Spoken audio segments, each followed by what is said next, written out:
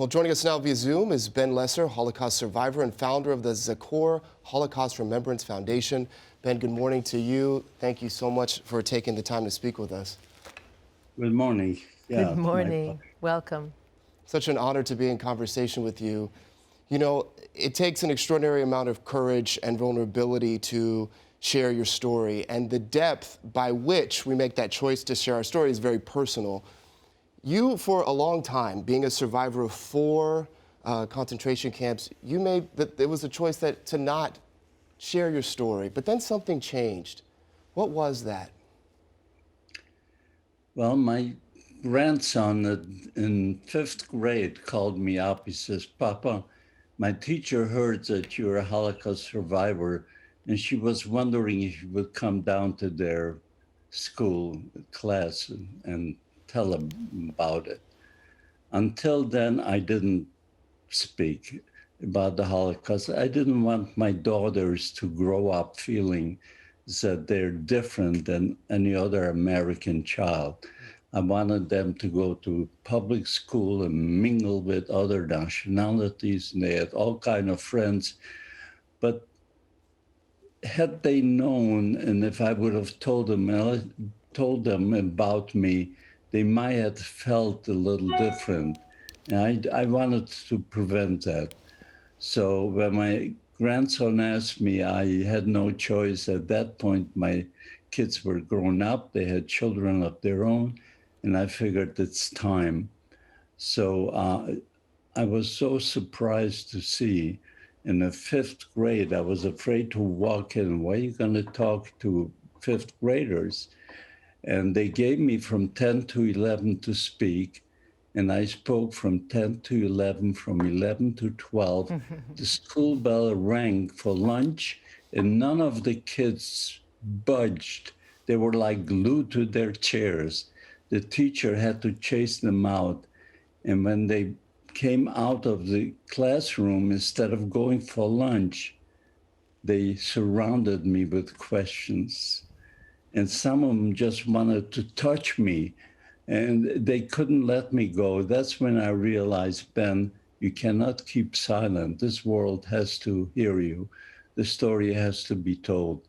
And this was just about the times that I was retiring from my business, and we were moving to Las Vegas. In Las Vegas, I joined the Holocaust Survivors Group of Southern Nevada. And of course, they asked for volunteers to speak in schools. And I did volunteer. And from that point on, which was about 25 years ago, I haven't stopped speaking yet. I keep going, whether it's virtual or in classes.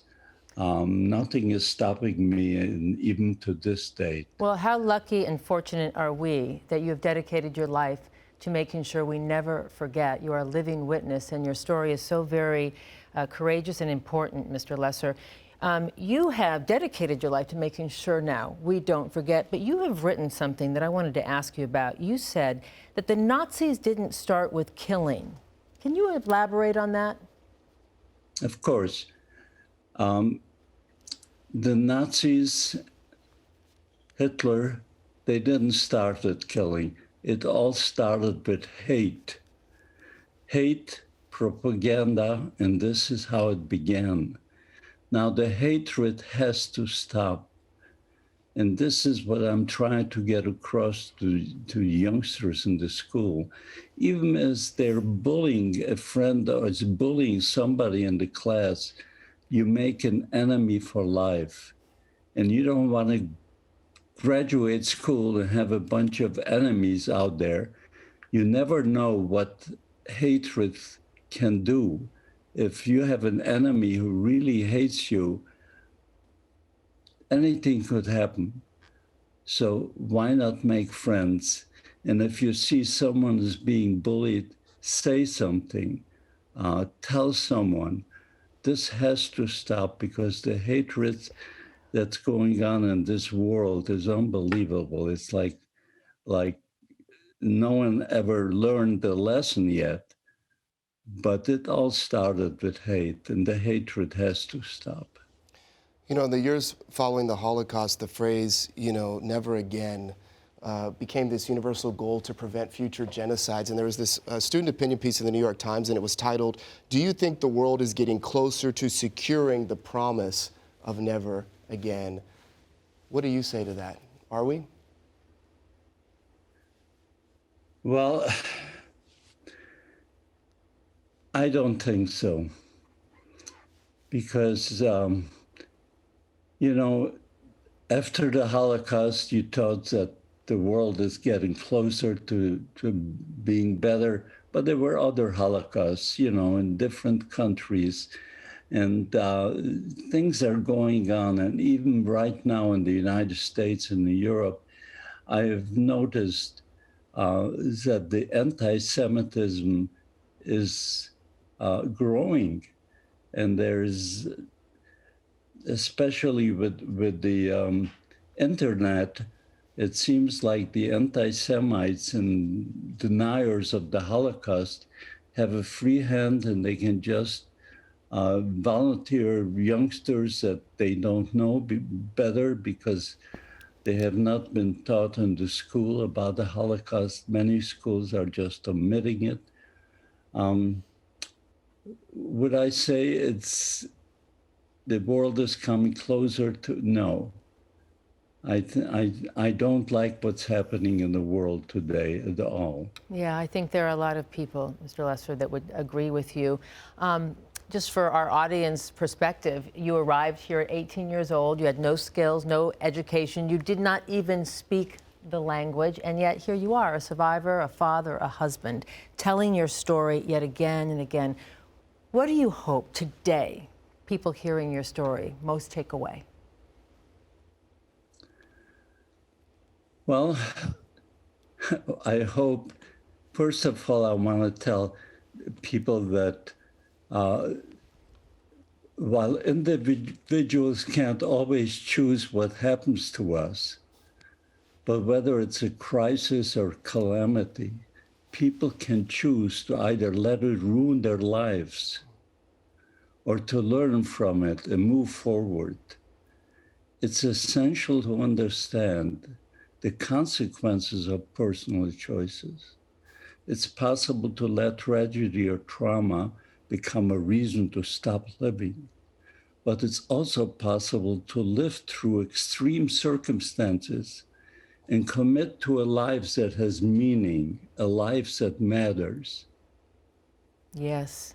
You know, the great Elie Wiesel, the author of Night, had always said that when you remain silent to injustice, you are complicit in that injustice, so that we must speak up.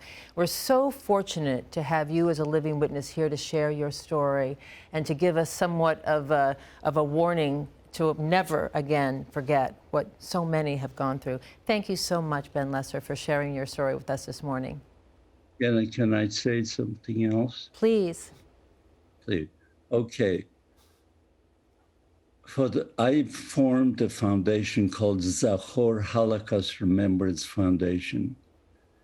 And this foundation, we work day and night just telling the world to stop the hatred and to remember the Holocaust. And I gave out those little pins. Every person that listens to my story, they leave with this one little pin that says Zachor, remember. And I'm hoping they will remember that they had the Holocaust.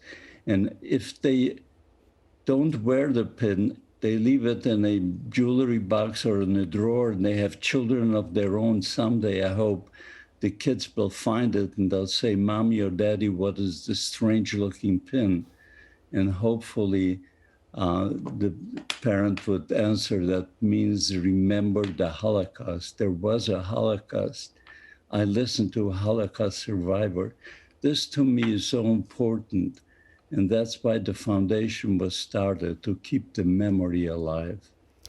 Ben Lesser, thank you so much. You have kept the memory alive today in a very meaningful and important way. Thank you so very much for joining us this morning. Thank you for listening to me. Of course. Thank And you. to hear other survivors or learn more, visit the Holocaust Museum of Los Angeles online for a full day of events starting at 7 a.m.